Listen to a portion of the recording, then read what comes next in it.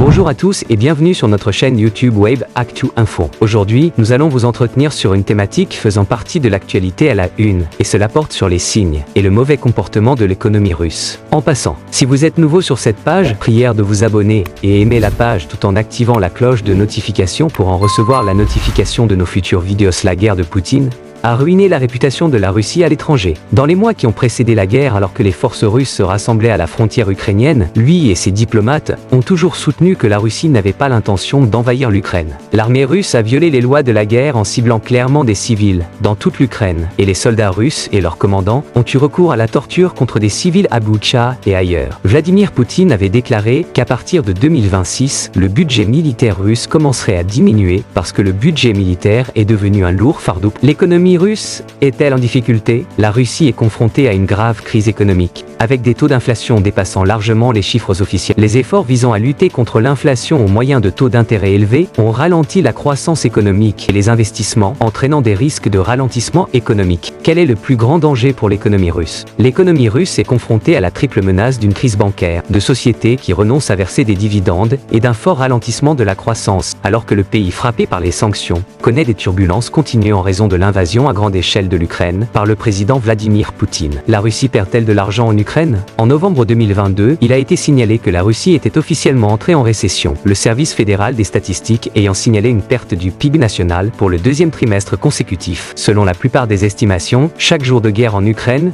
coûte à la Russie entre 500 000 millions et 1 milliard de dollars. Aujourd'hui, le taux de chômage se situe à un plancher historique d'environ 2%. Des enquêtes montrent que les entreprises russes souffrent actuellement d'un grave manque de main-d'œuvre et que la guerre a aggravé la situation. Les estimations compilées par The Economist suggèrent qu'environ 200 000 soldats russes ont déjà été tués sur le champ de bataille. Pourquoi le taux d'inflation en Russie est-il si élevé? Le taux d'inflation élevé de la Russie est principalement dû à l'augmentation des dépenses publiques consacrées à la guerre en Ukraine et au complexe militaro-industriel, ainsi qu'à la pénurie de main-d'œuvre et à l'affaiblissement du rouble. À l'affaiblissement du rouble, les sanctions imposées par les pays occidentaux ont également contribué aux perturbations de la chaîne d'approvisionnement et à l'augmentation des coûts d'importation. Quels sont les principaux éléments de l'économie russe? Le produit intérieur brut (PIB) de la Russie est principalement composé de trois secteurs: l'agriculture, l'industrie et les services. L'agriculture contribue à hauteur d'environ 5,6% au PIB, suivi par l'industrie et les services, qui contribuent respectivement à hauteur de 26%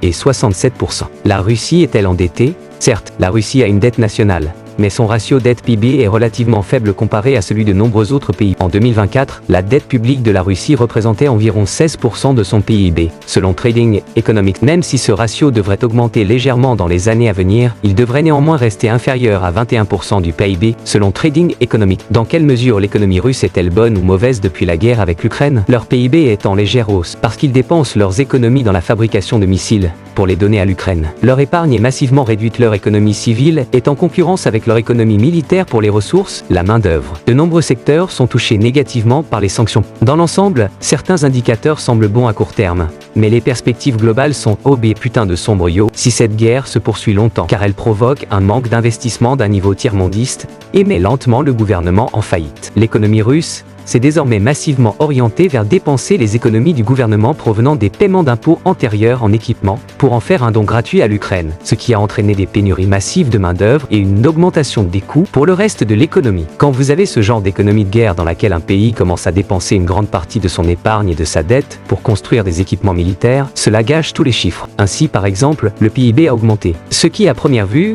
semble être une bonne chose. Mais le PIB dépensé uniquement pour des choses que vous détruisez n'est pas utile. L'économie russe a subi des impacts négatifs importants en raison de la guerre en Ukraine, notamment une baisse du PIB, une hausse de l'inflation et des perturbations dans le commerce et la finance internationale. Même si la Russie s'est adaptée, notamment grâce au remplacement des importations et à l'augmentation des dépenses militaires, les conséquences économiques à long terme de la guerre devraient être considérables. Voici une répartition plus détaillée. Impact négatif sur l'économie russe, baisse du PIB. Le PIB de la Russie a connu une contraction en 2022, avec des estimations allant d'une baisse de 2% à une baisse plus importante de 4%. Les prévisions pour 2023 vont d'un nouveau déclin à une croissance marginale. Selon les sources, les sanctions occidentales imposées au début de la guerre ont eu un impact significatif sur l'accès de la Russie à la finance, au commerce et aux capitaux internationaux. Perturbations commerciales. La guerre a perturbé les routes commerciales et les chaînes d'approvisionnement, affectant à la fois la Russie et l'Ukraine. La guerre a contribué à la hausse de l'inflation en Russie.